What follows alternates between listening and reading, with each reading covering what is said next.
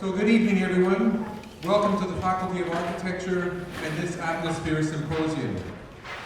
I'd like to begin by acknowledging that the University of Manitoba campuses are located on the original lands of the Anishinaabe, Cree, Oji-Cree, Dakota, and Dene peoples, and on the homeland of the Métis Nation. We respect the treaties that were made on these territories. We acknowledge the harms and mistakes of the past. We dedicate ourselves to move forward in partnership with Indigenous communities in a spirit of reconciliation and collaboration. For those of you that don't know me, my name is Jonathan Beddoes, and I'm very proud to be the Dean of this Faculty of Architecture. I'm also very pleased this evening to welcome you all to this 12th Annual Atmosphere Symposium. The Atmosphere Symposium started in 2009 as a faculty initiative to explore the intangible and overlooked dimensions of design, planning, and architecture. The theme for the Atmosphere 2020 is as shown on the screen, Next School, with an aim to consider innovative pedagogical experiments and practices at design schools. As we embark on the 2020s, I think this really is an appropriate time to consider this issue and think about where do we want design education to be at the end of the 2020s? What should we look like in 2029? Seems a long ways away, but it only seems like it was yesterday that it was 2009, and here we are in 2020. So think about how we could reimagine and reinforce design education to better equip our students and our community to contribute to the contemporary issues of this decade.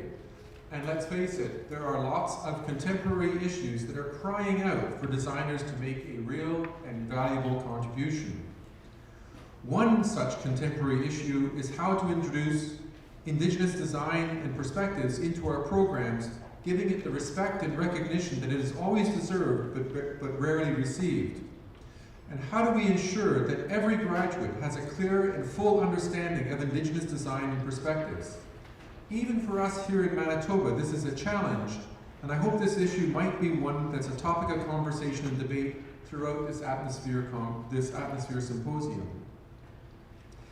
Atmosphere is generously supported by the Faculty of Architecture Endowment Fund, the Faculty of Architecture Cultural Events Committee, the Centre for Architectural Structure and Technology, locally here known as CAST, and the Faculty of Architecture Partners Program. This year's Atmosphere Symposium would not be possible without the leadership and the symposium the leadership of the symposium chair, Jay Song, who I'm sure over the next few days you all get to have a chance to meet and speak with. I know that he has been working toward this opening evening for many, many months, and of course he enlisted the support of many others to make this symposium a success, with special mention going out to Brandy O'Reilly and her team in the Partners Program. Finally, on behalf of the Faculty of Architecture, I want to take this opportunity to thank all of the presenters and all the participants in this Atmosphere Symposium. Without all of you, all would be for naught. Particularly, I thank the keynote speakers, those from elsewhere in Canada, from the United States, as well as those hailing from here in Winnipeg. Please enjoy what I hope is a warm, friendly Manitoba welcome here to our university during what is now a strong tradition for Atmosphere, which is always held during one of the colder spells of a Winnipeg winter, but this year not as cold as many previous years. So thank you, enjoy the symposium, and I'll hand it off to Jay.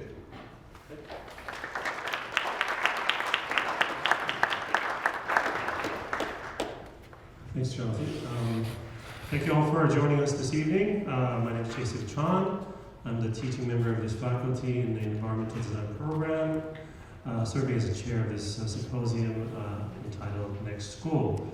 On behalf of the school, a warm welcome to all the guests, especially who travel the distance to join us, particularly when the traveling is under the influence. So I think you risked your life to get here. Thank you for that. Some of our participants actually could not get their visa processed because of the influence. So that's more the reason to really thank you for joining us. A quick overview of the symposium proceedings. Over the last 60 days, the symposium website actually attracted 99,000 visits. So That's how significant the kind of topic of the symposium is for the people out there. That sort of counts about 160 visits, no, 1,600 visits per day. So that was pretty astonishing. We have about we have 7 keynotes lined up for this symposium, and on top of that, we have 30 staff members, teaching members, as well as students engaging in the discussion. So we have 7 coming in, we have 30 coming back to them. So it'll be a rich discussion around the topic of next school. We'll also have 16 different posters and videos that we'll get to review for, which have joined us in person to discuss a little bit further about their contribution under the theme of next school. I'd like to start the symposium by framing a couple of thoughts. Firstly, the next school.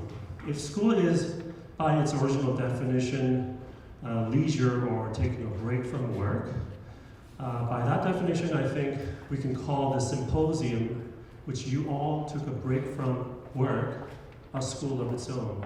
So welcome to the school. So that's a starting point. And the next, different from the idea of future, calls for a little bit of immediacy, a little bit of urgency. It's not distant future, what's next? It sort of asks us to sort of reflect on what's coming right after this moment. So I think that's really important because it reflects or pushes us to reflect on now and perhaps even recent past. So I hope a lot of the discussions revolve around those notions, those frameworks, immediacy, urgency, perhaps now, perhaps our recent past, what might be the next move. Secondly, the mission is to have a set of respectful and provocative discussions around the topic. So do provoke respectfully, and we can enrich the discussion around the next school through that manner. With that note, I'd like to start the symposium with the introduction of the first keynote speaker, but that will be taken care of by Edward Ebb, which I will invite you to forward, and then we'll start from there. Thank you.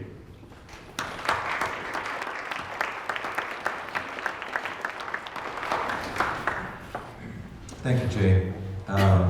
Welcome to everyone, including the visitors from elsewhere.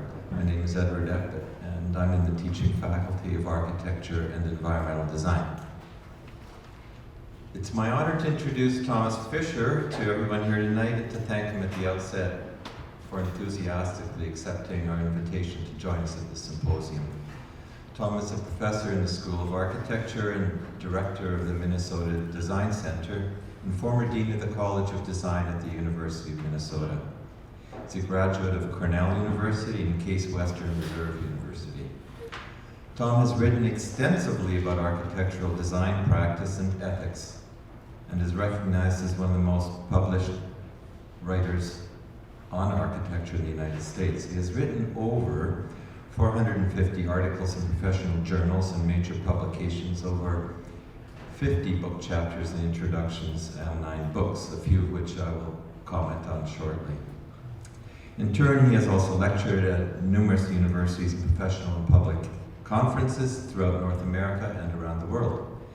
Going back some time, Tom was the editorial director of Progressive Architecture, a magazine, some 15 years. Progressive Architecture was the magazine before the internet and all the glossy publications that have followed since. The projects that were featured were often beautiful, even desirable.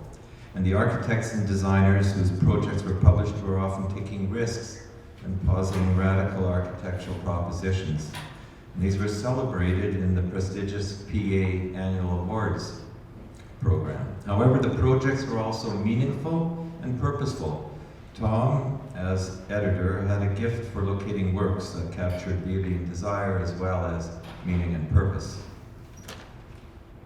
Most importantly, progressive architecture provided a vital connection between the practice and the academy. In the postmodern era, when architecture and design education was driven by a critical recasting of history by theory and speculation.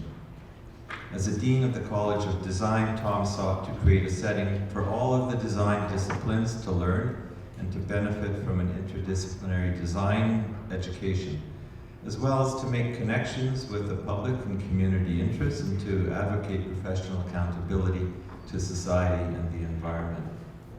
For example, in 2007, Tom hosted the ACSA annual Architecture Schools Administrators Conference. He titled it Preparing for an Inconvenient Truth, so named after the title of Vice President Al Gore's book and documentary film, An Inconvenient Truth. It was a clarion calling to action for design educators to take responsibility and to act in the interests of the environment. As an author, Tom advanced these ideas and ideals through his writing. Some of his book titles include In the Scheme of Things, Alternative Thinking in the Practice of Architecture, Architectural Design and Ethics, Tools for Survival, Designing Our Way to a Better World, and most recently, The Architecture of Ethics. His leadership roles, both in the academy and the practice, have impacted the way we think and the way we act as designers in North America and beyond. Tom continues to work in the difficult middle ground between beauty and meaning, between desire and purpose, by advocating design excellence in the built environment, understood through an ethical approach, from the design of a chair to a metropolitan region, and to make all of this apparent in the context of higher education, which he will be addressing momentarily. So with that noted, Tom, no pressure. Please help me in welcoming Thomas Fisher back to Winnipeg.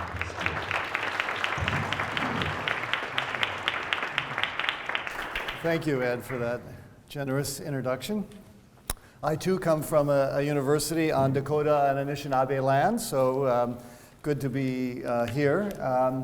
I wanted to talk tonight about sort of two parts of my experience. So as Ed said, I was a dean for 19 years at the University of Minnesota and became quite interested in higher education and the dysfunctions and the disruptions that are happening to higher education. And also I'm educated as an architect, and I direct the Minnesota Design Center, which is not only an urban design center, but also, as I'll say, as I'll talk about in a bit, is really sort of reconceiving the position of design in higher education and in community.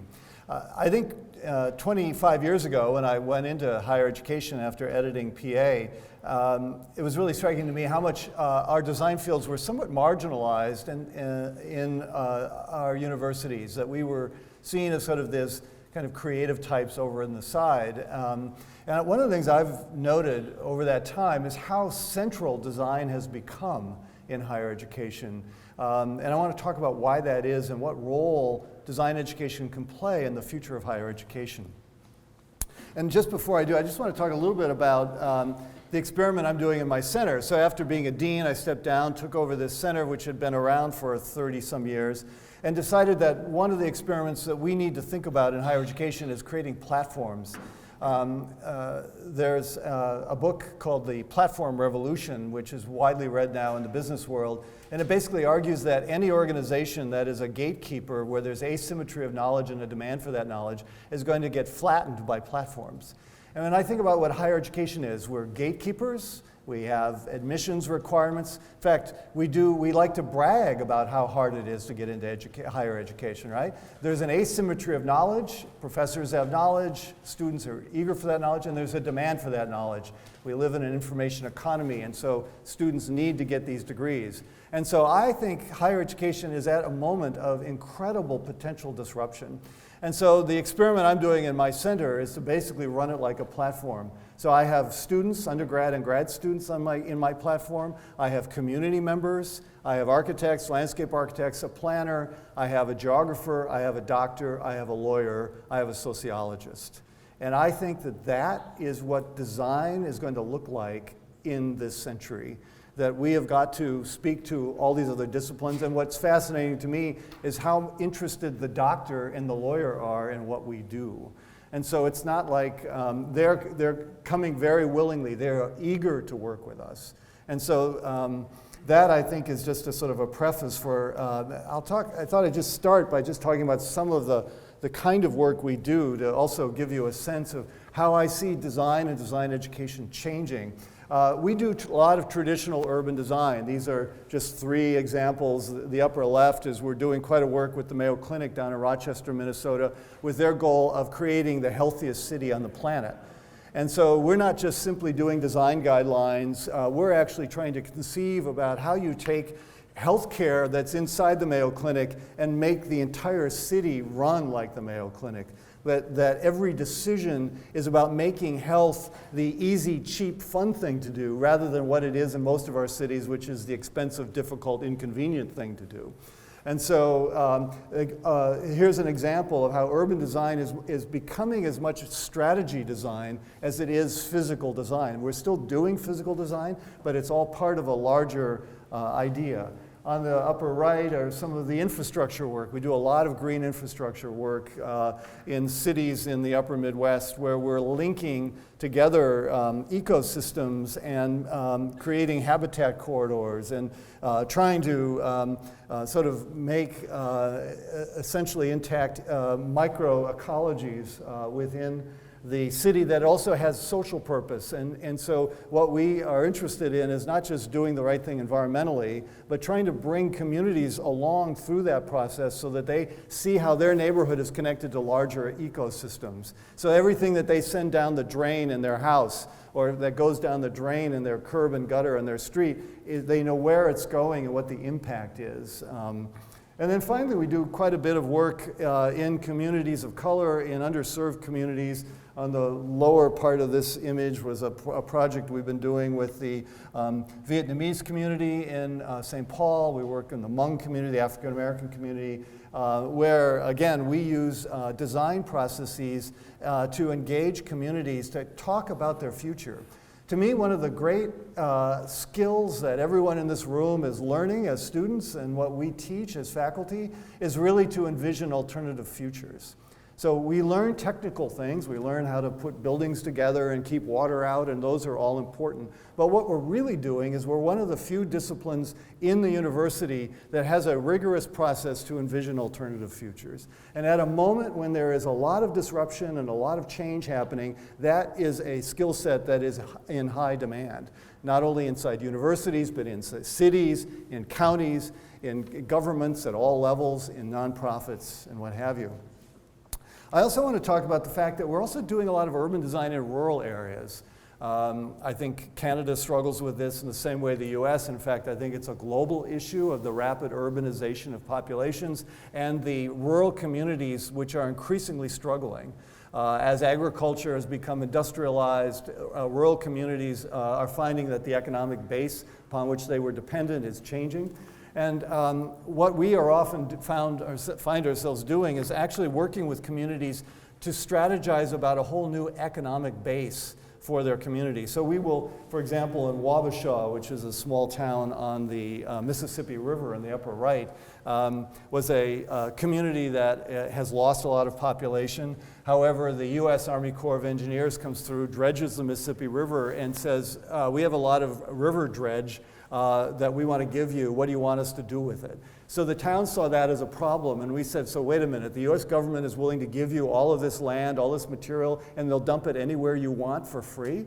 And we actually helped them realize that that is a huge advantage. They have a lot of, basically a gift from the U.S. government. And so rather than see these things as problems, another role of design is to see every problem as an unrecognized opportunity. Right? And so that river dredge from the Mississippi has now become a place that they're using to build a mountain biking training center. They're using it to reconstruct parks. They're using it as flood control. They're using it for all of these landscape strategies that had, basically recognized the advantage. On the upper left is a little town not too far south of the Canadian border in Fertile, Minnesota. Again, a dying agricultural town that happened to be where the 3 great biomes of North America come together, the coniferous, deciduous forest, and the prairie. And so they've recognized that this town may not be an agricultural town anymore, but it's a biological biome study town, and have begun to actually attract biologists interested in the interactions of different biomes.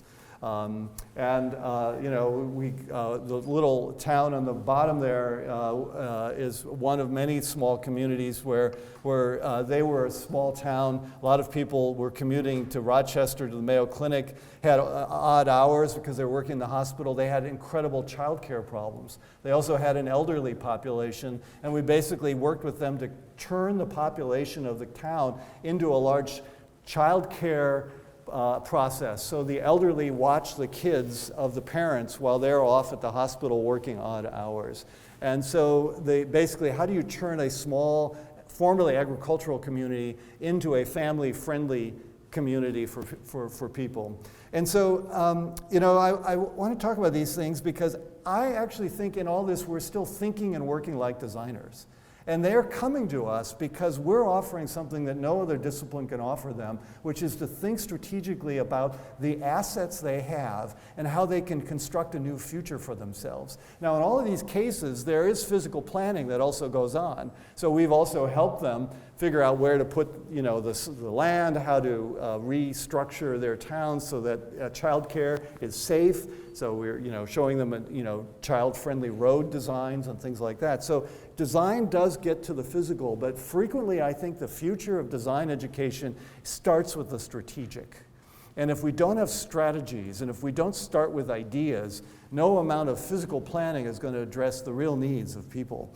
Which leads me to a sort of third area of work, which is, this is the fastest growing part of my center. And again, we are a group of largely architects and landscape architects in a college of design, but we are increasingly being asked by the government to redesign the government.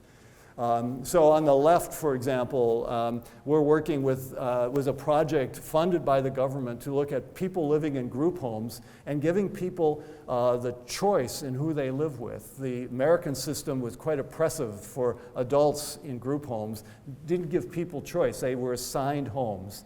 And when we actually involved that community in design processes to imagine their future, first of all, they couldn't believe they were being asked.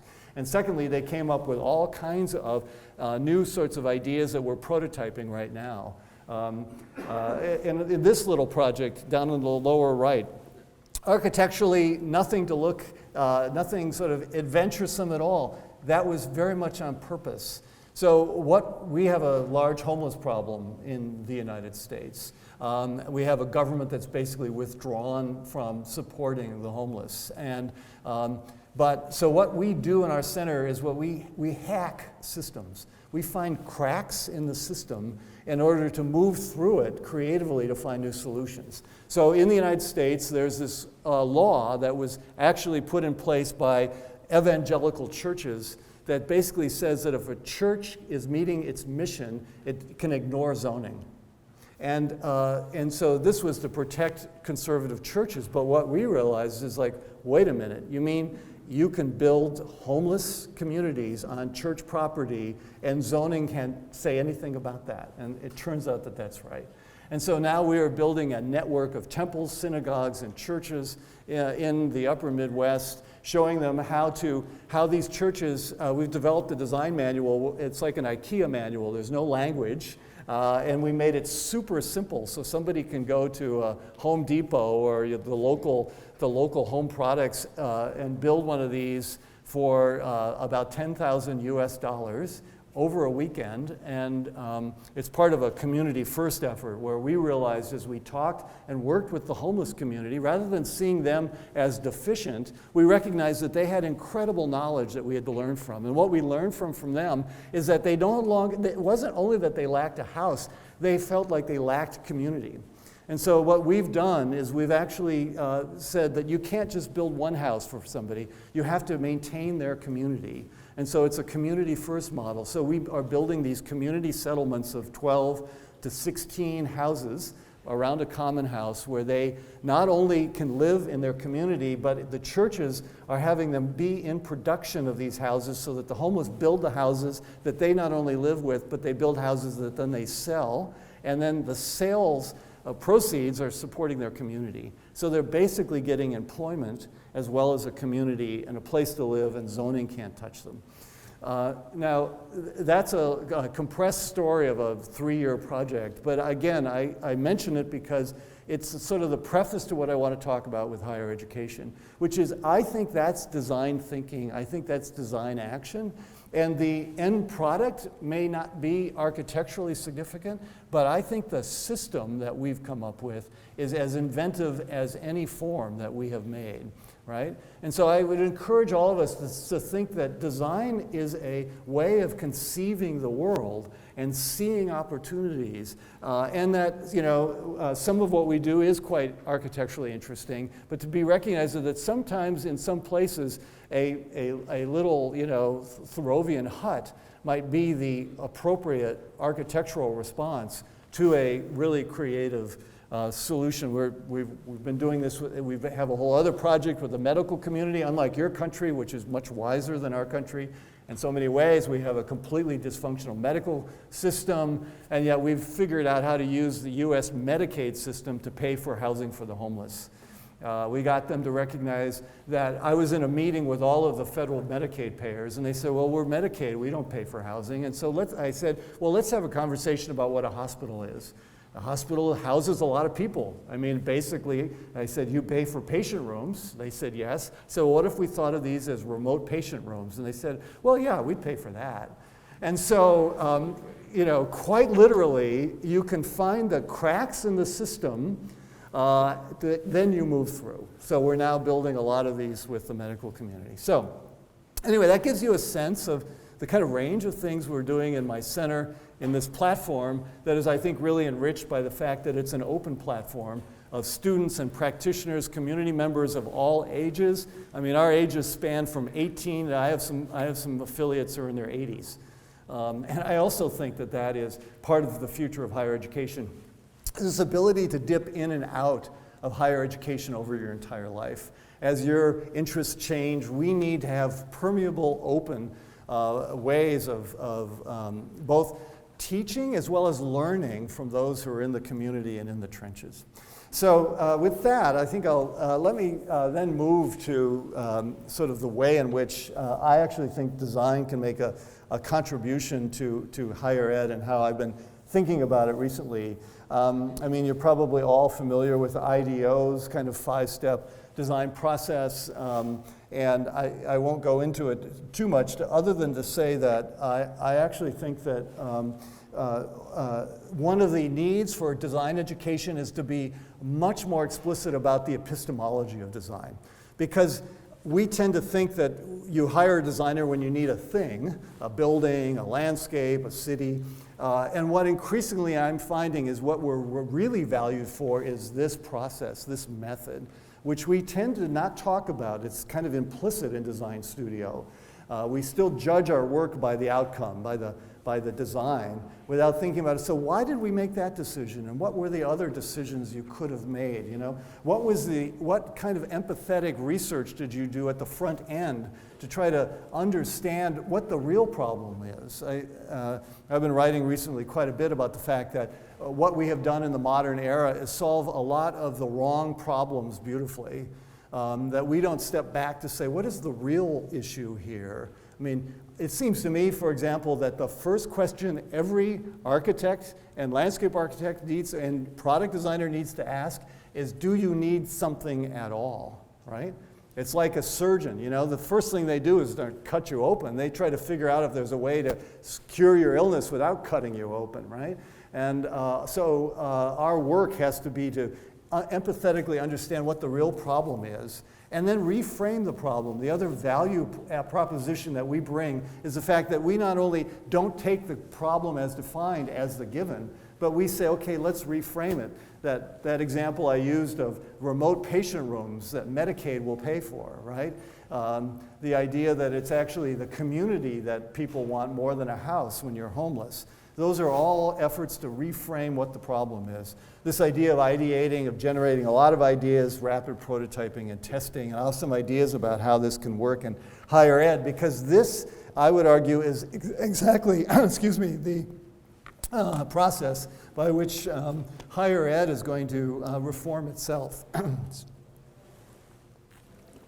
So, So one of the other ways that I think we don't talk enough about our epistemology is the way in which we come up with new ideas. I used to have this question asked of me by my fellow deans from these other disciplines all the time. He said, so you designers, like, how do you come up with new ideas? I mean, what is that process? And I found for a long time I had no answer for that. I said, I don't know. We just kind of, you go to studio and you kind of work hard.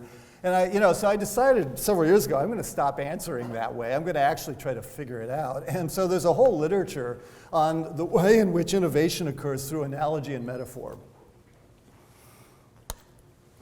And as this diagram shows, that's essentially what we do. I mean, as I've probed the work that's going on in neuroscience, and the way there's a colleague of mine at the University of Minnesota, Wilma Kunsthal, who studies the neuroscience of creativity and how the brain actually works. We have this kind of mistaken idea that designers are a bunch of right-brained people and mathematicians are left-brained, and that's in fact not what happens with our brain. What she has found is that when you are creating, you are using more of your brain than almost any other kind of activity. That in fact, creativity is about moving quickly from left to right, and it's actually interesting, it also is moving quickly from front to back. So the visual cortex is in the back, the frontal cortex is about the logic, and the left is about language and logic, and right is about imagination and creativity. And as she argues, what innovation really is, and creativity is rapidly moving from the abstract to the particular, from the fast thinking to the slow thinking, from the concrete to the abstract, and that in fact creative brains are moving quite a lot. And that is also one of the interesting things, is how these other disciplines are interested in how we think, how we come up with new ideas. Robert Gruden has talked about how there are different kinds of analogies. There's intradisciplinary and interdisciplinary analogies. Intradisciplinary analogies are when we want to design a building and we look to other buildings to get ideas for how to design this building, right? We're looking within our discipline. Interdisciplinary ideas are when we look to another field to come up with a metaphor and an analogy that then we use, right? And again, these are all things we just kind of do, and I would argue that the epistemology and figuring out and being much more explicit about that is how we're actually going to be able to argue the value that we have for others who are quite interested in it, but we can't simply say, oh, I don't know, we just come up with things. I mean, that isn't going to be acceptable, right? So as I've done this, I talk quite a bit about, what role design plays, because I want to make the argument that design is its own form of logic, and that it is a discipline as central to higher education as the sciences and humanities. And so when you think about what the scientists do, is essentially try to understand the world as it is. The humanities about what's meaningful about the world as it is or as it was. But what does design do? We look at what could be. Right? And we're one of the few disciplines, the design fields and planning perhaps, that actually ask that question, what could be, in a kind of empathetic and practical way.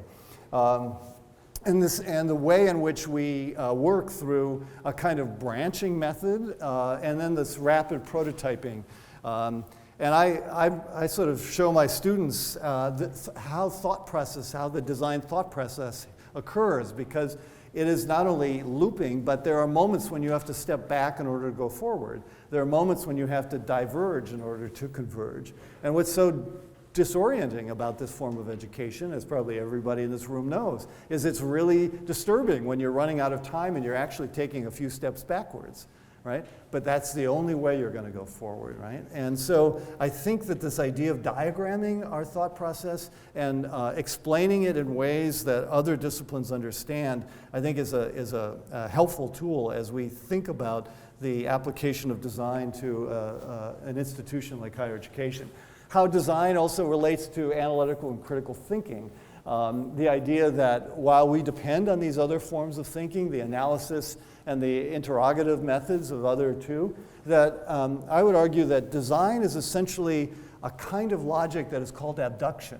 And the way I diagram it in one of my books is this, which is we all learn in school about induction and deduction from math and science.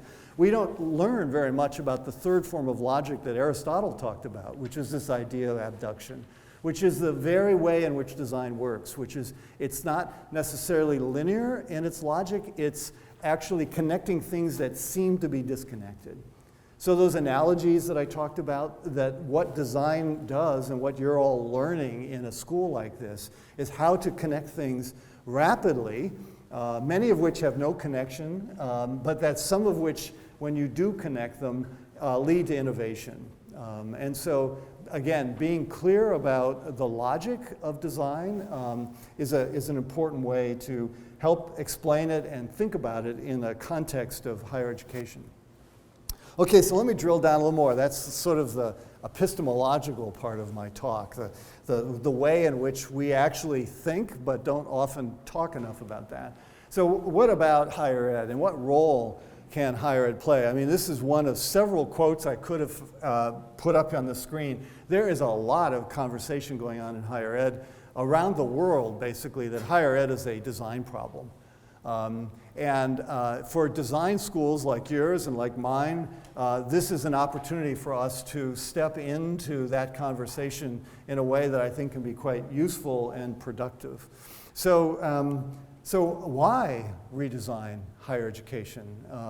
Let me just start with that, because that's the best way to start. One of the things that we're increasingly seeing, as I said earlier when I talked about the platform revolution, is that we are an institution that is incredibly overbuilt and inefficient in the way in which we deliver knowledge. For example, college classrooms used on average about 34 hours a week, has usefulness about 60 to 75% of the seats being filled, right? Think about how our colleges, our universities are closed in the summer. We have buildings that are service staffed, frequently air conditioned, and they're empty, right? If this was a design firm and you closed your office for 3 months and you wondered why you were having trouble making profit, or in the case of higher ed, why tuition is so high when we are so underutilizing our space, is a very good question, right? And the answer can't be, well, we've always done it that way. Certainly the answer isn't, well, we have to go out and harvest the fields all summer long. How many are doing that anymore, right? And so, this is an institution that is ripe for disruption. And our institutions will be disrupted. I mean, there is no question about it. The question is do we get out ahead of it? Do we reimagine higher ed? Do we use design to think about alternative futures for higher ed? Or do we let ourselves get flattened by the platform revolution? Because not only is it this economic issue, and I could sort of do another talk about it. I'm working with a group of economists right now who are fascinated by all of the excess space we have in the built environment. We have so much excess space. Think of all the offices that sit empty, service guarded, empty all night, right? Think of all the houses that are empty all day. Think of all of the, half-filled lecture halls. We're working on the idea of a dual currency economy that would be a global economy using the global ledger of Bitcoin that would enable people to earn a second currency through community service that then could be exchanged for access to a lecture that's going to happen anyway. Why not fill the rest of these seats with the public who may simply want to come in and hear the lecture because we're going to give the lecture anyway? So every seat that is empty is a wasted opportunity for higher ed. It's not only a revenue that is wasted, but also an educational opportunity that is wasted. At the core of this is a sharing economy idea, something that we've learned from Uber, Lyft, and Airbnb, right? Every seat in a car that isn't filled is an opportunity. Every bedroom that isn't being used is an opportunity, is a revenue stream, is a way to accommodate people's needs. We need to think about that all the way through our built environment. Every space that is sitting around languishing is simply an opportunity that's being missed. The idea that we're seeing this sort of rise of technology, of online learning, and there, at least in North America, I know of at least 3 architectural degrees that are totally online now. And so I have many colleagues that dismiss this or think this is not going to be an issue, and I say, that's what you think. I mean, as soon as the marketplace is doing, accepts these online degrees as acceptable, accredited degrees, game over. I I mean, why? There are reasons. Now, I'll talk in a minute about why come to universities, because I think there are profoundly important reasons to have face-to-face education, but we've got to recognize that this is a rapidly growing trend, again, a disruptive trend in higher ed. We're seeing the flipped classroom, the whole idea that, in fact, when we are face-to-face, you shouldn't be sitting there quietly listening to people like me. We should be in conversation, because the knowledge in this room is far greater than any knowledge I have. And in fact, the more our classes can capture all of your points of view, your understanding, the more we will all learn, right? And so there's this, this notion of a social network, that the university is its own kind of social network and a social medium. And then, of course, tuition, which is, to me, the really inexcusable part of this. Now, I know Canada does a much better job of that than the United States, but still, college tuition is higher than it should be. And again, when you see the inefficiencies and the hideboundness of our institutions while students are paying more and more, it is simply ethically no longer acceptable from my point of view that we don't start experimenting. I don't know what the answers are, but I do know that we have got to experiment, and that design is a way to do that. I'll just, again, in part because of these disruptive technologies that we're looking at in my center, this idea that we are increasingly moving to a landscape that is a cloud-connected mobile device world. That is changing, how we produce. The idea of the built environment is, I'm quite a critic of traditional concepts of zoning. Zoning has become an exclusionary way to keep those in power and those with money to preserve what they have and keep others out. We have got to challenge that because our cities are also no longer sustainable and equitable enough and environmentally responsible enough. And so thinking about layering systems, thinking about the ways in which we can produce food, produce energy, and create a wide range of living opportunities for people is key to this. We're already seeing how we're working differently.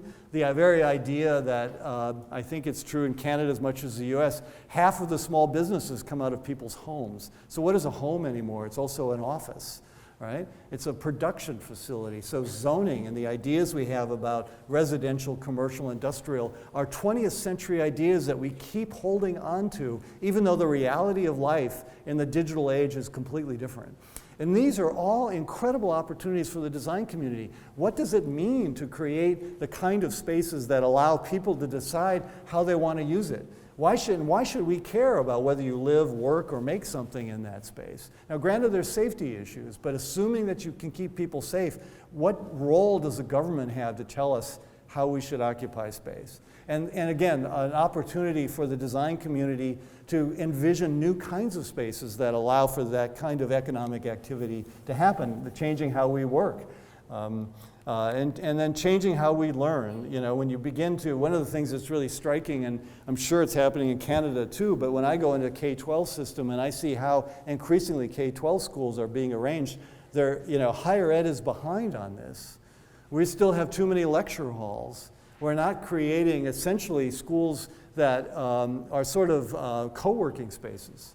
Where people are deciding how they want to learn, where they want to learn, maybe when they want to learn, and how can, again, the design community create these kind of experiments inside the institution to rapidly prototype the ways in which we might learn. I think this is all part of what I think of as a kind of Gutenberg moment. The idea that, as we know, after the printing press, that there were all these transformations in religion and government that led to the democratic revolutions in France and the US. It led to the rise of the Protestant Reformation. All of these things because of Marshall McLuhan, a Canadian intellectual, talking about the fact that the medium is the message. We are in that Gutenberg revolution right now. This is not something in the future. We are in the midst of it. And when you look at data, the very same things that happened post-Gutenberg are happening again. We're seeing a revolution in personal belief. So just as the Protestant Reformation came out of Gutenberg, we're seeing this radical change in the way in which young people see religion, much less interested in organized religion, much more interested in spirituality. We're seeing this revolution in social connection. So just as post-Gutenberg, we saw the rise of democracy, we're now seeing that we want to learn in flipped classrooms and peer-to-peer interactions rather than listening to somebody lecturing all the time. Revolution in access to knowledge. The idea that we all have access through our digital devices to, the largest libraries. A colleague of mine in computer science recently said that we now have, all of us in our pockets, access to as much information as existed on the planet in 1995.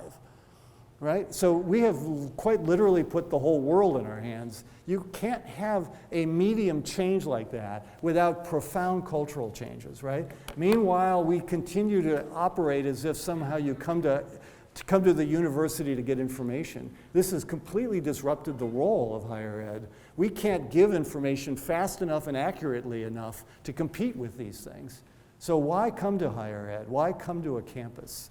And I'll talk about that, the reason why, in a minute. And then this revolution in organizational structures. So we're in this moment where we are flipping the old economy on its head. We are, interestingly enough, also challenging old assumptions, an economy based on a scarcity to a green economy that's based on abundance, right? We have enough solar hitting the planet in an hour to meet our needs.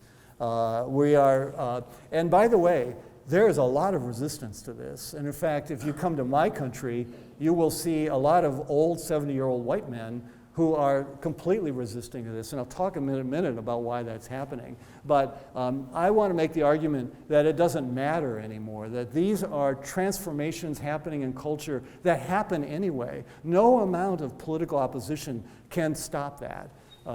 You can't put that much power and knowledge in somebody's hand without there being a revolution. And so, again, this idea of how does higher education think of itself as we move away from an older model of the gatekeepers with excess capacity, underutilized space, categorization of disciplines that provide channels that people have to move down, to what the economy is becoming, and has already in some ways become, a mass customization economy. What does mass customization of higher ed look like? A much more efficient use of our resources, of our space, of our campuses, open source platforms that allow people, once you're in part of an institution, you're always in the institution. You can come in, you can come back out throughout your life. And the idea of the hybridization of disciplines. That in fact, the way in which we will, I think, reinvigorate higher ed is to start to think about the abductive way of connecting things that don't seem connected. All right, so I've thrown a lot at you. So I want to end with some of the things that I'm thinking about right now as a way to think about design education in higher ed. And this really comes from a belief I have that for all of the good work that we do in our fields around the environment, saving energy, preserving fresh water, preserving habitat, all of those things are important, but that there's a deeper understanding of ecology that I think we're still missing. And so I've been very interested, spending a lot of time reading in ecology to learn from it, because the argument here is that we are simply a human ecosystem like every other ecosystem. That we're coming out of a phase where we've sort of pretended that we are the exceptional species on the planet, that somehow we're different.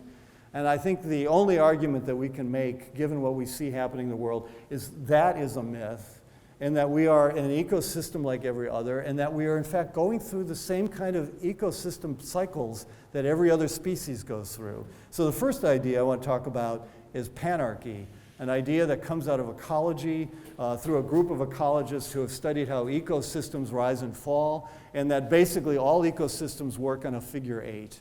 And that there's this moment in time where there's a species that starts to become dominant in an ecosystem, and starts to overexploit resources. Witness the human species overexploiting the resources on the planet. There comes a point where they call it conservation in ecology, where there's a group in power that are trying desperately to hold on. Witness what's going on in the White House in the United States right now, right? Desperately trying to hold on to the old carbon economy, the old way of doing. And it can't. It simply can't. These ecosystems collapse, and because when you're at this point, you're your most vulnerable, you're most fragile, and you're weakest. You're not strong. Your ecosystems are weak at that point. They collapse. This is the period of innovation, and they reorganize into a much more balanced ecology, right? And so we are in the midst of, we are either somewhere on this cycle, we are certainly here, and we have already seen the certain kinds of collapses happening, be it a pandemic out of China, be it climate change impacts. These are all things that make a highly fractured critical system reorganize itself. Also this idea out of ecology that in fact there's multiple times this idea they call complex time, that these are all happening at different speeds. So certain things are slowly evolving and other things collapse quickly. And then there's sort of fast and disruptive and slow and incremental change. And so these things all happen simultaneously. It's not like time is a linear thing. In ecosystems, some ecosystems are collapsing as others reorganize, right?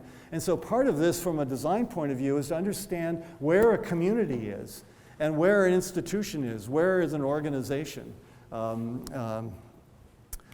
And so, this is, I would argue that universities are in the release and reorganization mode right now. We are in institutions where I think leadership is trying to hold on to the way it was. But I also find great impatience among the students I work with that the way in which we're organizing higher ed simply isn't working well enough for them. It's too expensive and it's not responsive enough. And so I would encourage you to think about this as well. I mean, this applies to the built environment as well. Buildings are on these same panarchic cycles. Communities are on these same cycles, right? So every organization you work with, every community, every structure operates this way.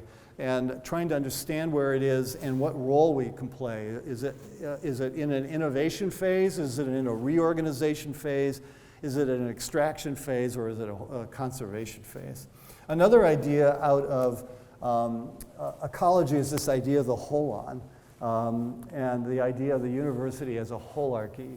And basically what ecologists see the world structured as is a series of nested systems that we have in the built environment thought about things as discrete elements. A building is on a site, a building is next door to another building, that these things they may share the sewer system, they may share the power system, but basically they're discrete entities.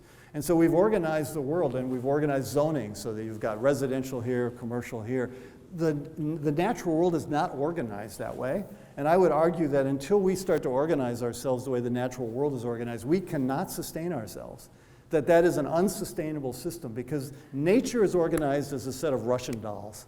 It is a set of nested systems in which it both functions in its outward look and it has an internal structure. So think of a building. A building has an internal structure and it has a function which is related to the uses that people who come to the building do, right?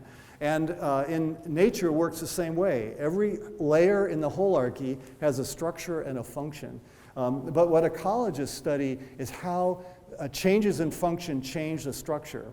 So think about how the function of higher ed might change, and so that would lead us to use the spaces in buildings different.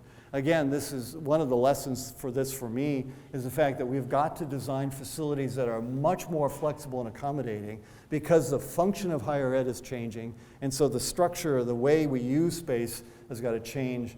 You can also sort of think about the holarchy of universities, that universities are themselves Russian dolls, that they have this kind of liberal arts core that goes back to the earliest universities, onto which we layered another level of the research university.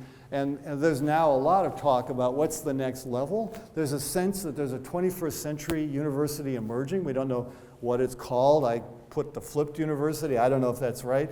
Michael Crow, who's the president of Arizona State, is one of the leading thinkers about this. He sort of thinks about it in terms of the Greek academies, public colleges, land grants. That's an American term for kind of the public universities. He calls them he thinks we're headed to a national service university, which for those of you who have been following what Arizona State is doing, I mean, he's taken that university, he has over 100,000 students now.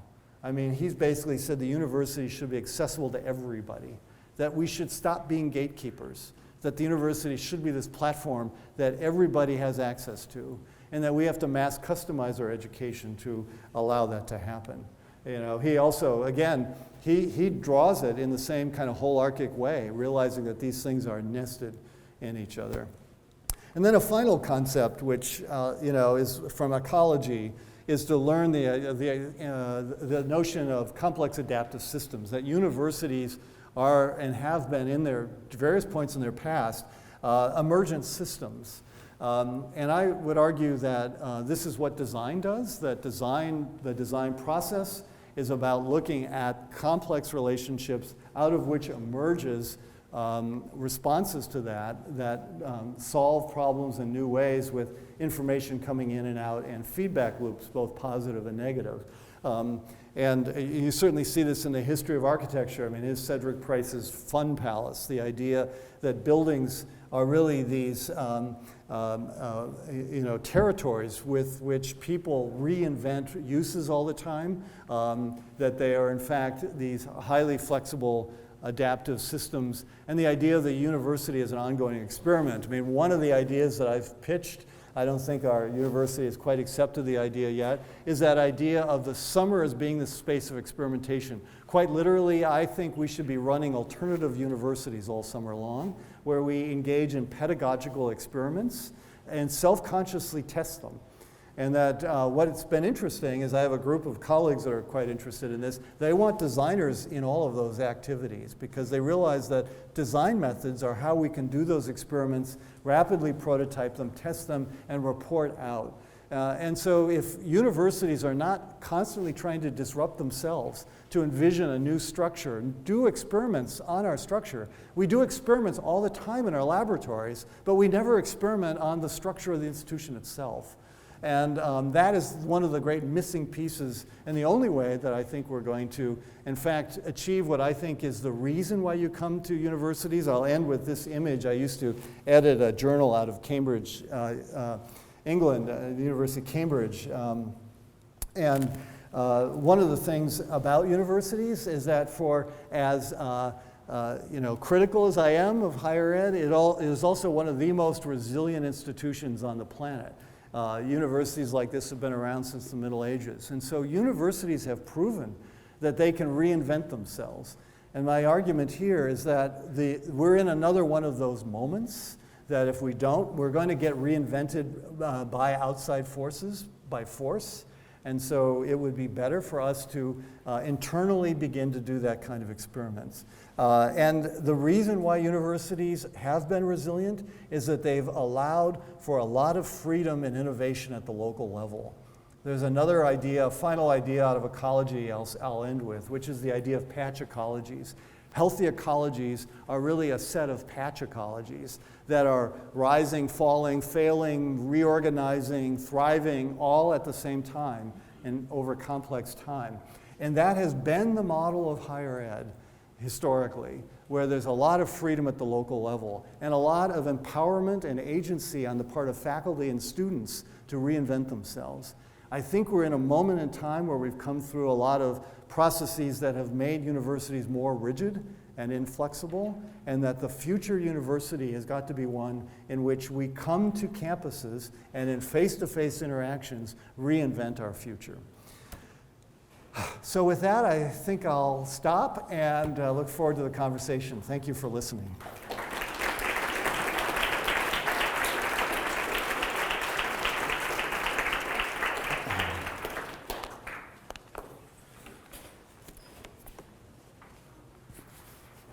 Should we move to the table? At this symposium, we have about 6 hours of discussion time, including half an hour each keynote. So we'll invite the discussants to the front table. All right, well, have to take a breath after that one, I think. That was excellent. Covered a lot of ground. Now, we're going to open this discussion to the floor. but I was asked to perhaps offer some feedback. And, you know, through all of this, you raise quite a lot of insight, but you raise a lot of questions about the student. And when I think about the university and its future and how we might proceed, I'm also thinking about, well, how have we done this in the past? Because in civilizations, not in the late 20th century of the Western mind, but globally, we used to learn effectively, efficiently, and allowed us to use our resources properly, and to, you know, stewardship was associated with common sense. Right. It began perhaps with a family or community structure, and it exists or existed in other parts of the world. Can you relate to that and suggest perhaps cultures or societies in the recent past or even today that provide insight in that sense?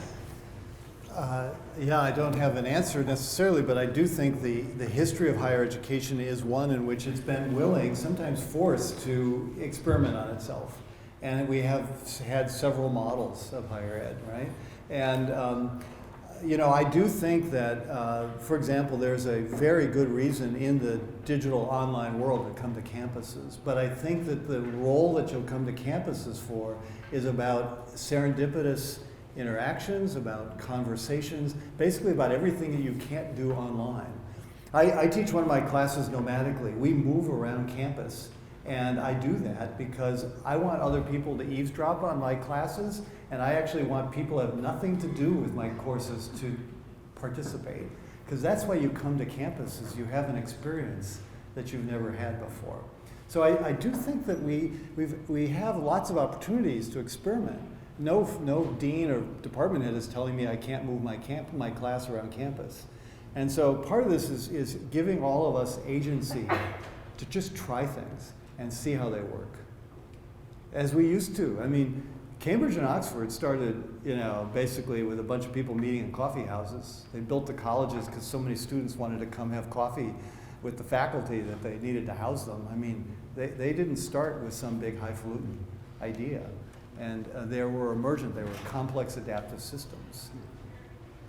Well taken. Other points? Yes. Share the mic here.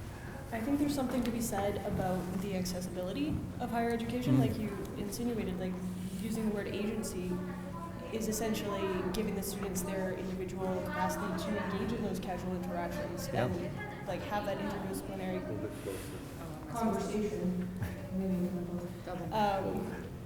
Basically have a casual conversation between different studies. Yeah. But I feel like at this point, we're kind of ungainly. Like, is there the capacity of our current institution to be as dynamic as is required to respond to the circumstances that we're facing now? Yeah. What do you think? Given the institution that we're in right now, I think it's a high quality education, but I think it's very married to the old concept of being physically in a singular space Right. and learning in a very non-linear but structured way. Right. Yeah.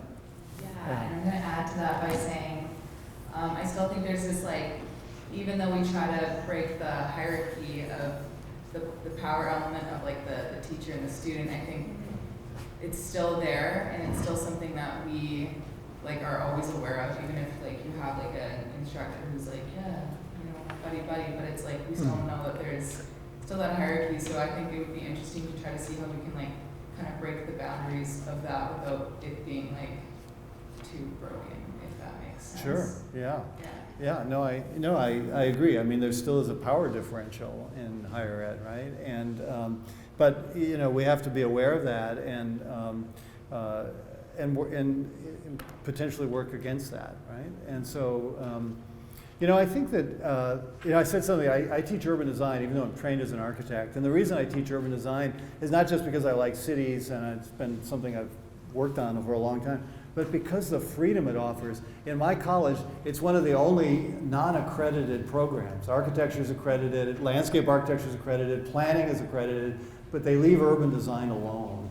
And I see urban design as a kind of freedom to just reinvent what design can be in the city and in communities.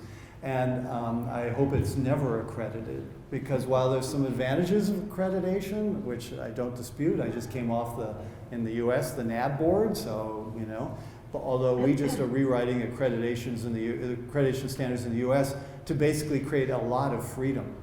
For the first time, the only point where the student's work is judged is your final comprehensive studio project.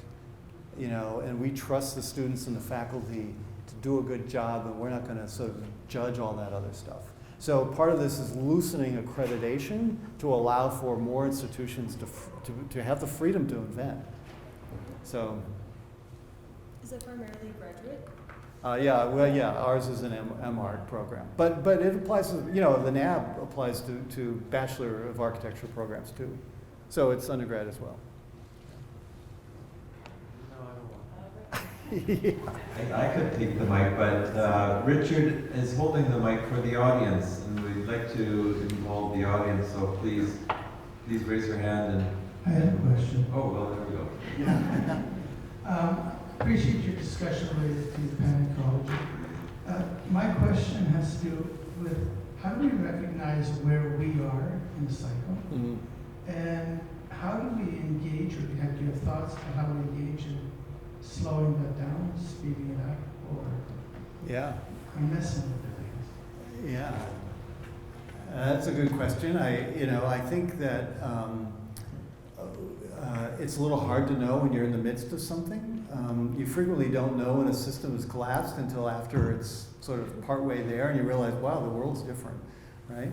And you know, like a patch ecology in nature, there are collapses happening even as there's a lot of innovation happening and reorganization happening, right? And so these are all simultaneously happening. So it really depends on what is the system we're looking at. I mean, I don't know if it's true in Canada. In the US, we're going to see a wave of small private colleges close. I mean, they simply are not sustainable. I mean, quite literally, there'll be hundreds and hundreds of colleges closing. And that's already begun, and you know, in 5 years from now, 10 years from now, we'll look back and we'll say, wow, that was a collapse, right? But you don't, while it's happening, you don't always see it. So you don't know. But I'm convinced that we're in panarchic cycles, and I'm convinced that we're trying to hold on to something that is very 19th and 20th century in conception, and that we should get on with the 21st century and be excited about the possibilities of it rather than resistant.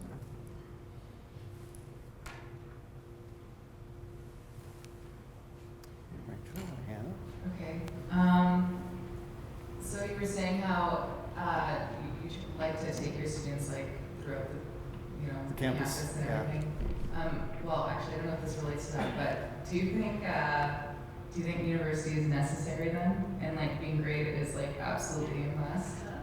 Oh, well, those are two questions, right? But is university necessary? I mean, like in a sense, like I don't know how. Maybe I'm wording it wrong, because I mean, like obviously it's great, it is great, but like take over. Our structure, our structure classes in a stereotypical university sense required, or is it more like a casual exploration really that will create a more productive learning environment? Yeah, you know, one of the things that there's a lot of interest in higher ed in the studio model, and there's a lot of conversation in other disciplines. I mean, my engineering colleagues, for example, come over and look at how we work all the time now, because they realize that in fact that engineering education has got to be more innovative. There's a recognition that among a lot of engineers, they've been solving as I said earlier, solving the wrong problems beautifully, highly efficiently, right? And they're interested in like, well, okay, well, how do you get to what is the right problem? And so they're coming to studios. So I think our pedagogy is a great strength because it's a conversational, interactive, relational way of learning. And kind of mass customizable. And so, you know, one model would be to sort of think about what studio education would be like in philosophy and history and English. You know, what would that be? And how would you use the innovation techniques that we've developed over a long period of time in a lot of other disciplines?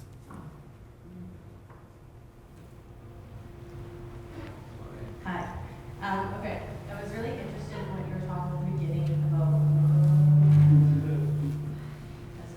Sorry. About your study and having the different professions working together as one environment. Yeah. I have a couple questions. What's been the outcome of that in related to the design coming out of it? But also, do you find that maybe that has some merit coming back into the education system? And I know at the beginning of studying architecture, you learned all the different crafts. You learned masonry. You know, like it was a much broader topic. And you did learn about law, and you learned mathematics. And do you find that maybe that is also the way of the future, and going back and looking at that, and just kind of, I know we're looking into that, so I was wondering the outcomes. Yeah, good question. Well, when you run a platform, it's really a self-organizing, emergent process. So we have meetings once a month, but the really important work is after the meeting is over. We only have an hour meeting. Everybody talks, and so I have 25 affiliates, which the university doesn't understand. It's like, who are these people? They're community members. You got a doctor. What's the doctor doing in the College of Design, right? And but it's all of the conversations they have, and then students come down and hang out. And so we have a lot of students who are really interested in just the conversation. So what we do is completely off the books. We're not part of the curriculum. And although we are we're working on a mass and MS degree in strategic design and strategy design, basically. One of the things I didn't mention is, our disciplines, we've been in the good side of the economy for most of our history, right? You come to schools like this, you know how to design buildings or chairs or landscapes. We design stuff, right? And the world still needs that. But the service side of the economy, which is, by the way, 5 times bigger than the good side of the economy, is just as designed and largely ignored by the design disciplines. And so there is such a need for the redesign of systems, services, strategies in the world, far greater than the design of all of the stuff that we do, right?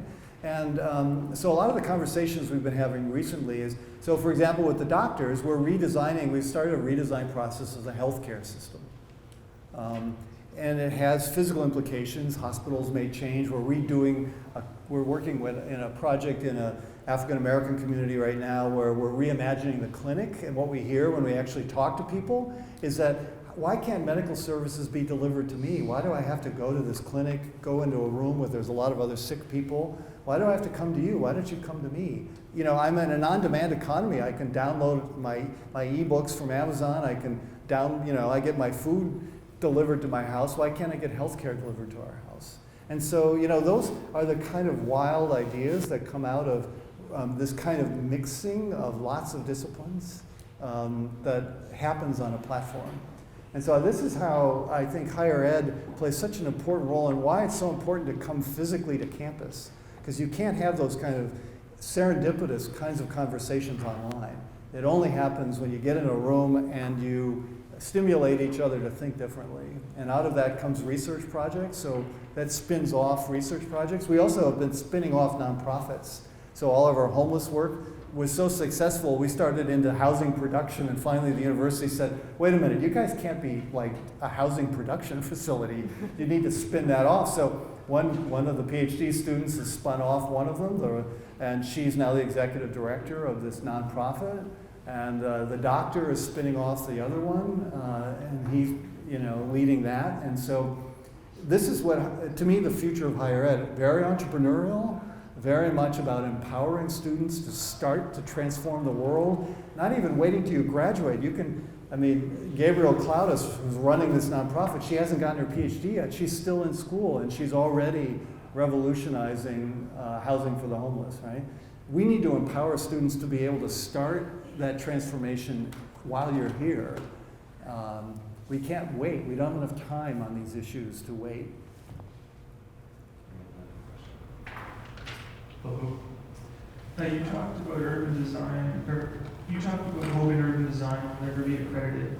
Are you concerned about professions, design architecture, landscape architecture, being one of those systems that will eventually remake the system, the university? Will they remake the university? Yeah, as one of the systems that would remake the university studio experience. Well, I don't know if this is an answer. I mean, I'm incredibly bullish about our fields. I mean, I think that there is so much demand for what we do, far greater than what we think. If we stop associating our discipline and our epistemology to a particular outcome, right? So we think, oh, I go to architecture school, I become an architect, I do buildings, right? And I think that we're going through, as a discipline, the kind of transformation that actually happened in law in the 20th century. I mean, during the Great Depression, in both the US and Canada, a lot of law schools were generated. It used to be that you went to law school to become a trial lawyer, that the main purpose was learn how to write briefs to argue in front of a judge. And in the Great Depression, there were too many lawyers coming out of law school for that demand. And there was a conversation, do we close the law schools, or like half the law schools? And what they did is they reimagined their epistemology to say, no, you come to law school to think like a lawyer, to analyze problems. And now less than half of the lawyers ever set foot in a courtroom. There's all kinds of other forms of law. I think our disciplines are going through that same process right now, which is we will still need architects to do buildings, we'll still need landscape architects to do parks and all the other things that we now do. But those will be smaller and smaller percentages of all of the work that is out there, which is that the world is now an enormous design problem at all levels of the world, globally, governmentally, environmentally, and that it needs the design disciplines engagement. And so it's not that there isn't enough work. There is so much work to be done that all of you are in this fortunate place of having a pedagogy and a set of disciplines that will enable you to go in a lot of different directions at a very moment when the world is needing paradigm shifts. One of the things we learn in design studio is paradigm shifting, is reframing a question and thinking about it in a completely different way. And that's what the world needs right now. And so that's why studio education and why our disciplines, I think, are undervaluing ourselves. We're not giving ourselves enough credit for the agency that we have in the world. So yes, I think that our disciplines will go through a transformation too, but I think it's going to be an expansive transformation. I don't think it's going to be a reductive one, if we do it right. No, I think we can't be all things to all people. That's right. And if I'm going to be an architect, I have a great deal of responsibility Right. as a steward of the built environment, and that takes years of education and training Right. and practice. Right. And you know, I'd like to think that I can go out there and redesign community life, Yeah. for example. Sure. I can help you guys live better in this community. Never mind a building, we're going to do some social engineering. You know, like you have to, I think we have to be careful as designers what we're willing to bite off Right. and what we can actually chew. Just put it So bluntly. to push back, Ed? No, Okay, all right. not yet. Okay, I'll push back. I think the idea is that beyond the higher education, we're all professionals here. We just, you know, we're almost there. Now that may break down too, but we're planning to be interior designers and urban planners and architects and landscape architects and God knows what else along those lines. Right. And we're educating ourselves in a very determined way, and we are going to be connecting with the practice that is rapidly changing as well. Right. And we want to, like in my mind, I'm not even thinking, I mean, I am thinking about all the things that you mentioned, but I'm thinking about how I'm going to make this world a better place with my colleagues who are in the world practicing. Sure. You know? Yeah. And it seems like that if there's a paradigm shift, it's not just within, and I know you're not arguing against this, but perhaps I could rephrase this simply just to ask or you to respond to this idea that we're part of a profession and that there's the practice, and the practice is a part of our education as well. Absolutely. I mean, but I think we can learn from other fields. So let's take the legal education, right? You get a year and a half where they all take the same coursework.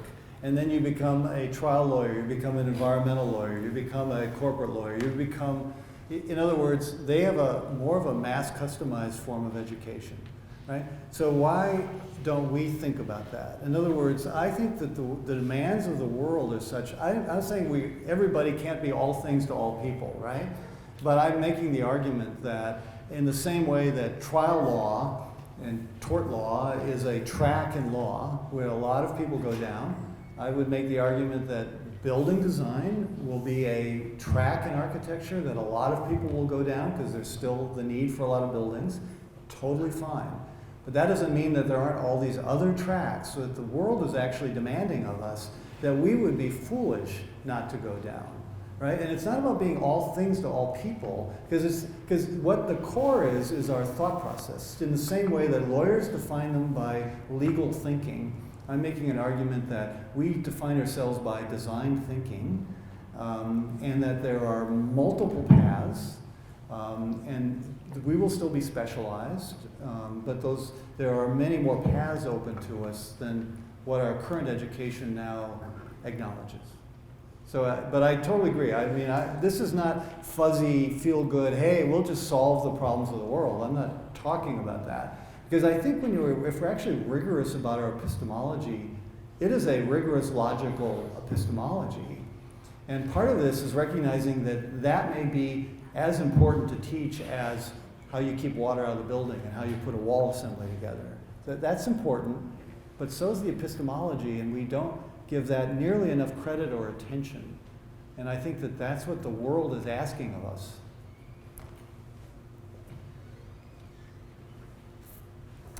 All right, yes. You have a couple hands over there, please.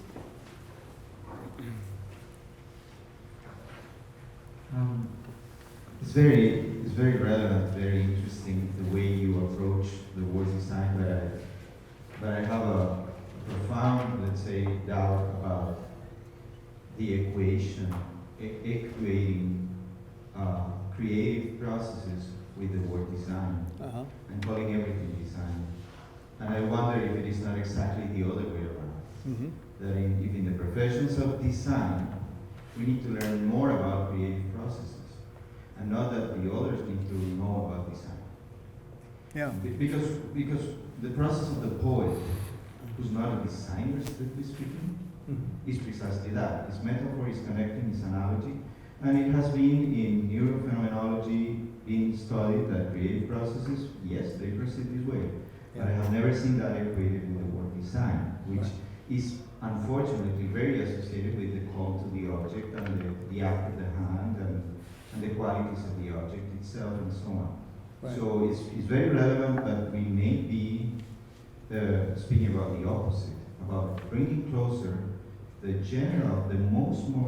most general process of creative thinking and creative, let's say, human thinking to the world, to bringing it closer to design and not the other way around.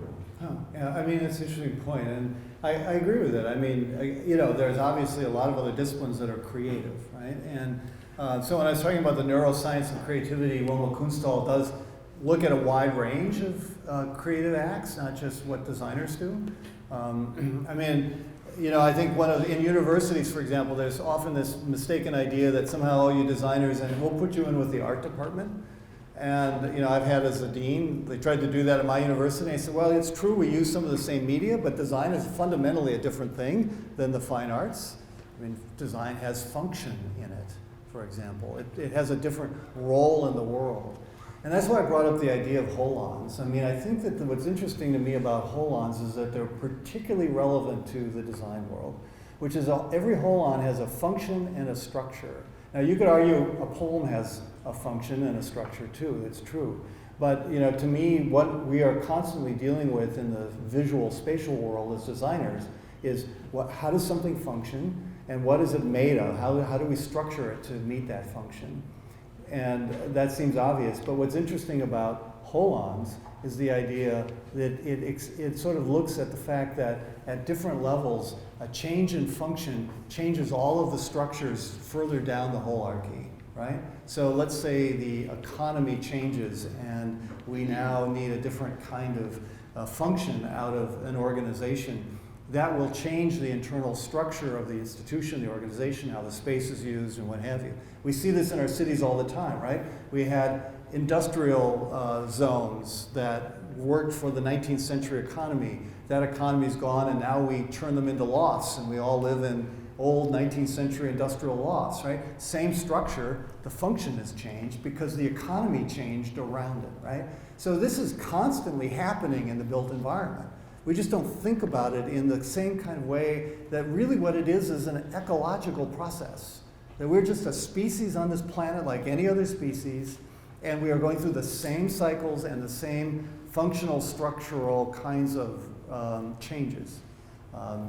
And so I think that if you start to realize that a building is just a holarchy, that an organization, a campus, everything we do is a holarchy, that every piece of the building, a hinge is a hole, but it's also a part of the door. The door is a hole, but it's also part of a wall. The wall is a hole, it's also part of a room. The room is a hole, it's part of the building, right?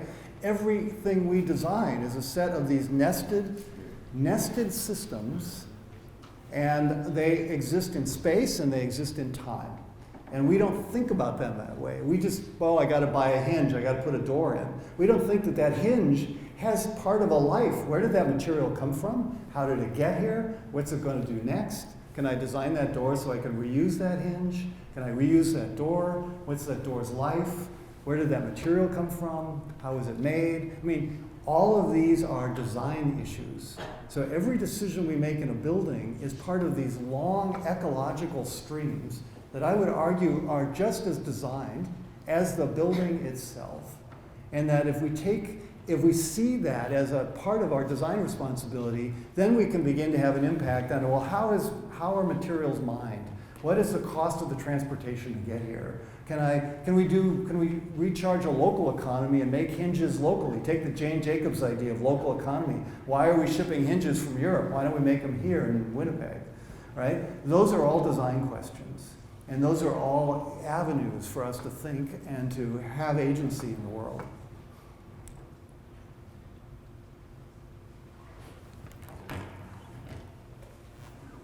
Happy to share that.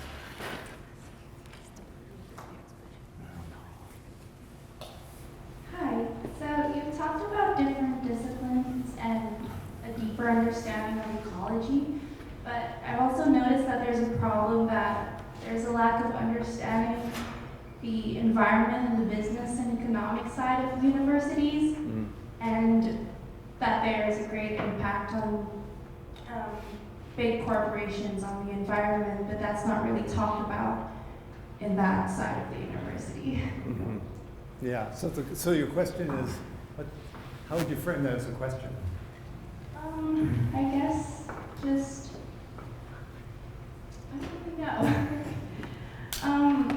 Because as ED students, as environmental design students, we learn about the economic side of things because it's a big part of society and design, whereas business students, they don't really talk about the environment. Right. Even though it's meant to be integrated in the system. Yeah. Well, I mean, universities are part of the solution, but we're also part of the problem, right? We've been the agents of supplying the carbon economy, the corporate world, the global economy with the very agents that are wrecking the global climate and affecting the global climate at the very moment that we also study how to make it better, right? So we are a really interesting, conflicted set of institutions, Next door might be somebody who's trying to destroy the climate that we're trying to figure out how to preserve, right? You could argue that that's the healthiness of universities, that maybe universities have always been these paradoxical, conflicted institutions that are at odds with each other. But I also think that they're this space of critique and questioning, If we don't always ask the fundamental question like, why have a university at all? I mean, why study at all? Why have design? I mean, we need to always be challenging ourselves and trying to disrupt our assumptions about ourselves, because that's the only way we're going to be successful. The paradox of that is that constantly disrupting ourselves is how we innovate. And assuming that we know the answers is the very moment we're in trouble.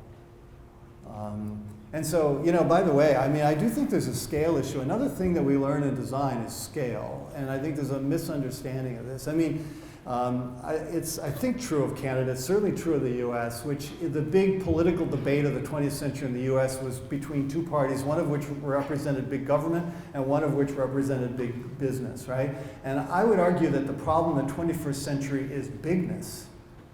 It's that the political conversations we're having in our countries are the wrong conversations. That ecologies do not work at the scale of the nation state.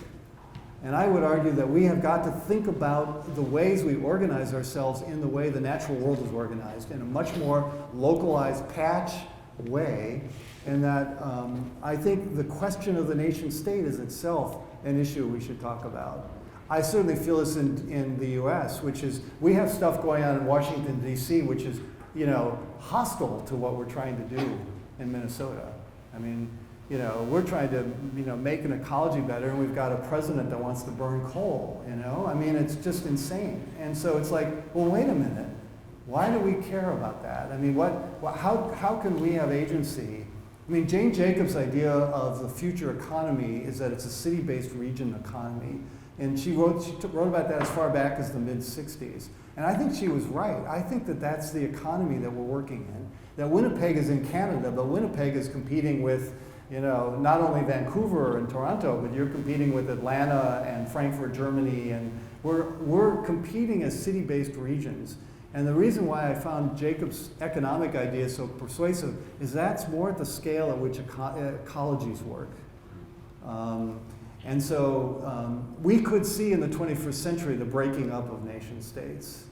I'm not so sure that even the way we politically organize the landscape makes any sense. I, in one of my books, argued that we should organize our politics around our watersheds. That what really will matter is who's taking care of the watershed. And why do we have our political boundaries the way we do? They make no sense from an ecological point of view. Why do we have this line between our two countries? It's crazy. And so part of this is a kind of deep ecology argument that we are simply no different than every other animal. And that because we think we've had this Judeo-Christian argument for thousands of years that we're the exception on the planet is our very undoing. It's the very reason why we're in trouble. And the more we recognize that we're, with a degree of humility, that we're simply another animal on the planet, and that we have got to change and recognize and organize ourselves in the way the rest of the species are organized, or we're not going to make it. We are, I would argue, one of the most vulnerable species on the planet right now. Somebody, let's say, so there's a coronavirus, right, in China that we're worried about. What if that was Ebola? And what if that was a hemorrhagic fever that got on a plane and came to North America, for which there's not only no vaccine, it is almost 100% fatal. And so there is no species on the planet that flies around the world in a matter of hours. So we think we're strong, we think we're smart, and we've made ourselves incredibly vulnerable, right? And so these are arguments that, you know, we're going to come up against these things in the 21st century. This is happening now. And I think the design community, I'm not talking about we are going to design the world in some sort of flowery way, that we've actually have a set of skills to help people imagine what would a global economy look like where we stop moving bodies around the planet and simply move bytes, right, and bits. I mean, why are we flying around the planet? It makes no sense, and it makes us all vulnerable. So one of the roles of creativity is to make the familiar strange, right? And if we're not constantly making the familiar strange, we're never going to innovate. I mean, the strangest thing we're doing is getting in planes and flying around. Who does that? That's an odd thing, right? So what's the alternative? What are other ways to be on the planet? How else might we live, right? Those, to me, are the 21st century design questions. And it's good to feel alienated in the world. That's how the world changes, right? Alienate yourself. Don't accept assumptions. Feel like these institutions that we're in are really strange. Why do we meet in rooms, you know, with all this artificial light, right? That we're having to dig up coal to burn so we can sit here with the lights on. I mean, the way we think of the built environment is a really strange thing. We did not evolve this way. We spent 95% of our history as a species in nature, nomadically. 5% of our time we've spent in the built environment. And so this is a strange thing we've done. So I would argue part of the 21st century built environment is one that gets us back to the kind of environments that we evolved in, which is how can buildings feel as natural as possible while still keeping us warm and dry, right? I don't have the answer, but I think that's an interesting question. Sorry to a long-winded answer.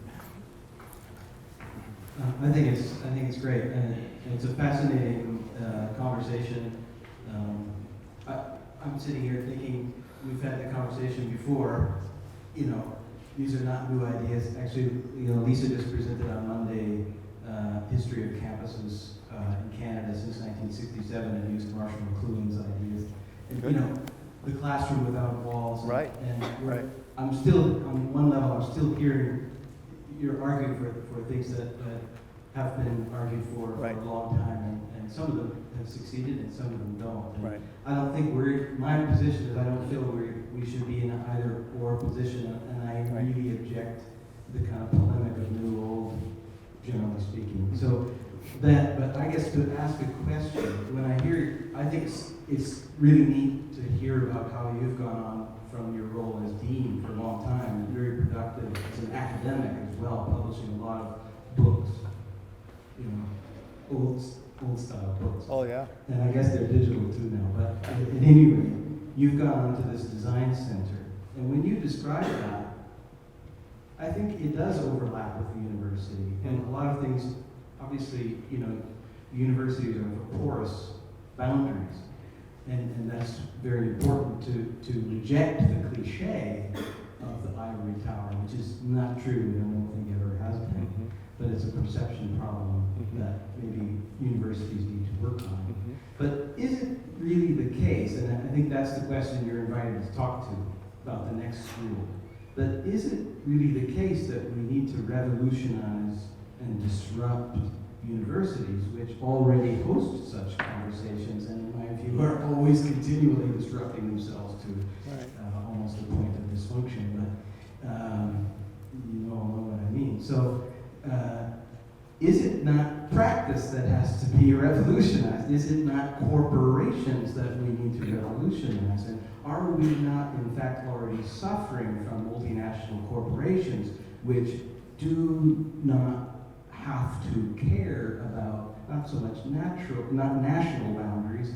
but not so much national boundaries of the nation state, but natural limits, and which don't obviously pay any attention to the laws of particular nations, and which have transcended them through this kind of obscene concentration of wealth, tax evasion, etc. Is it not like Donald Trump started his own university and it was entirely corrupt? Yeah. And it's closed down. So, but I'm just saying, my feeling is universities are already doing a lot of these things. Maybe they should be doing better.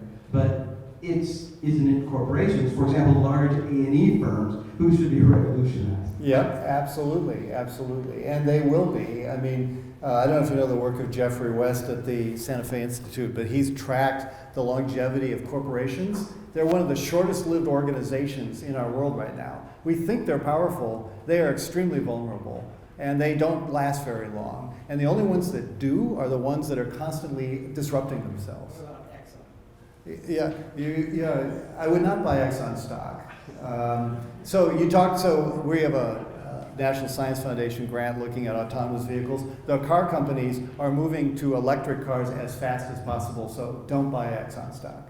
They will be out of business probably in a generation, unless they disrupt themselves and become, you know, a solar electric provider, because their core business is really vulnerable to disruption.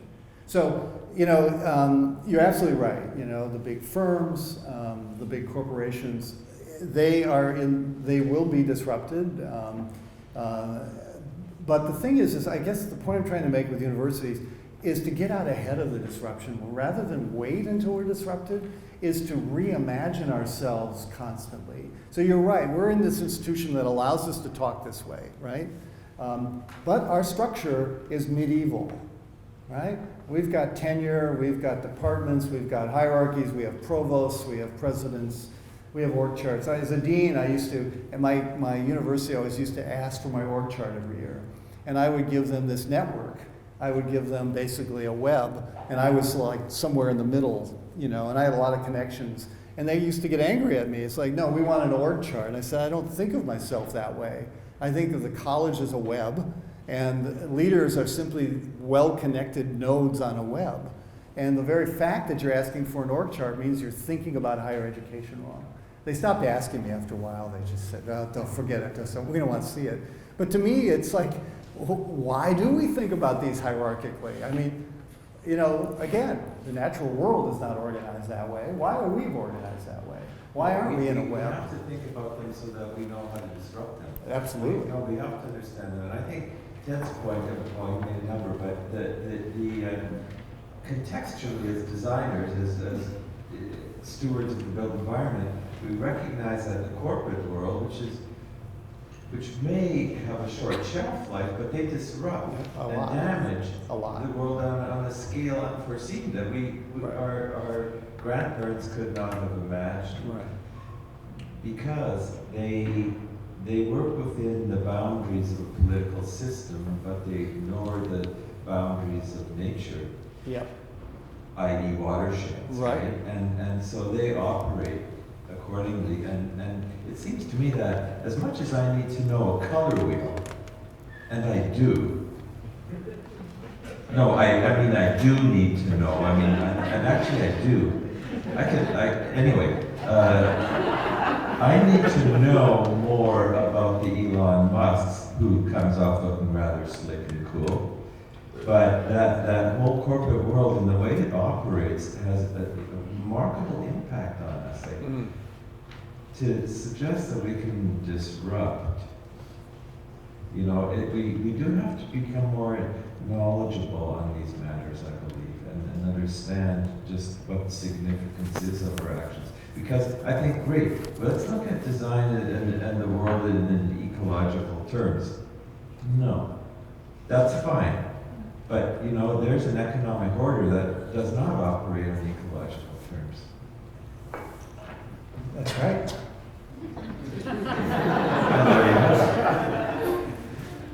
Questions?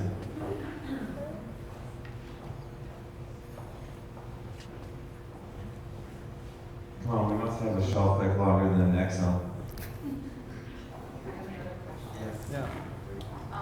Okay, you were talking about your, like, you know, when you're evaluating students at the, I guess, end of the course, right? Because you're not accredited, right? The urban design part. Right. And you said that you trust students to do their own work and like to come up with something at the end. Mm-hmm. Do you think, like, because as a student, I think many of us are very concerned with coming up with the final outcome, and if we don't get there, it's like the end of the world.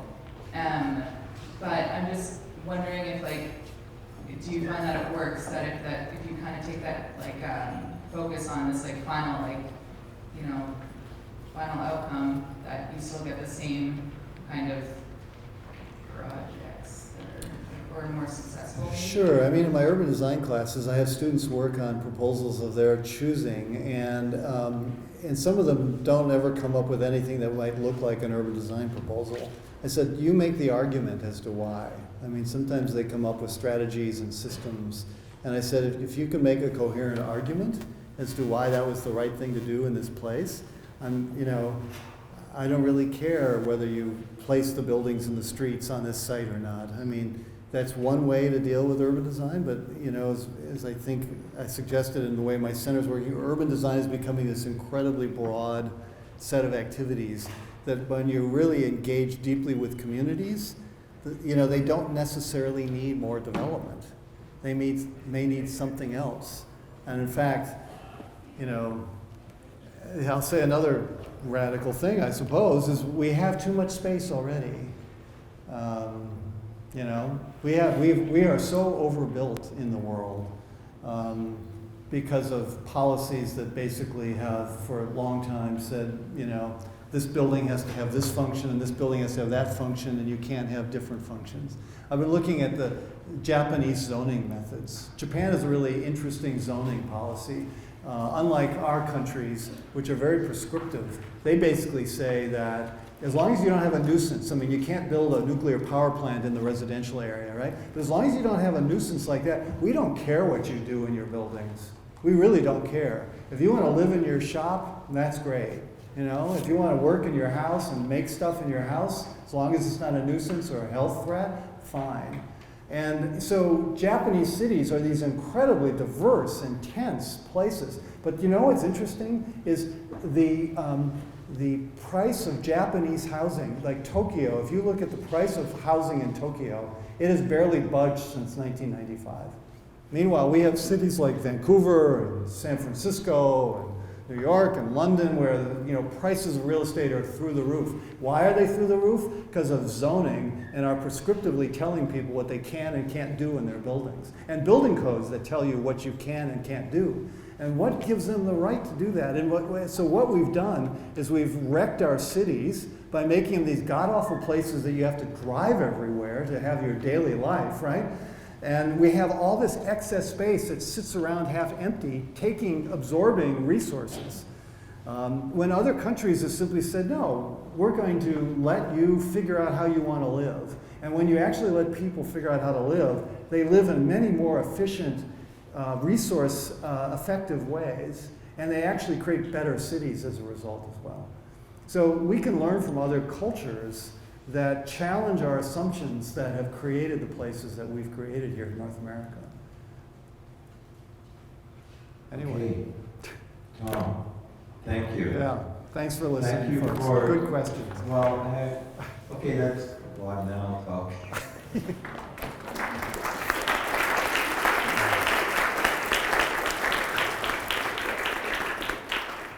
I think as an opening keynote, it's very effective. Your thoughts are very effective, and you've laid out a broad landscape. Yeah, precisely, and because we want to know where our education is going to go, and not only that, how and why, right? To what end, and so I think you provided great insight, and hopefully there will be some rebuttals of a different nature through the next 2 days. But yeah, thanks so much. Yeah, thank you. And thanks all of you for coming tonight. Yeah. Thank you.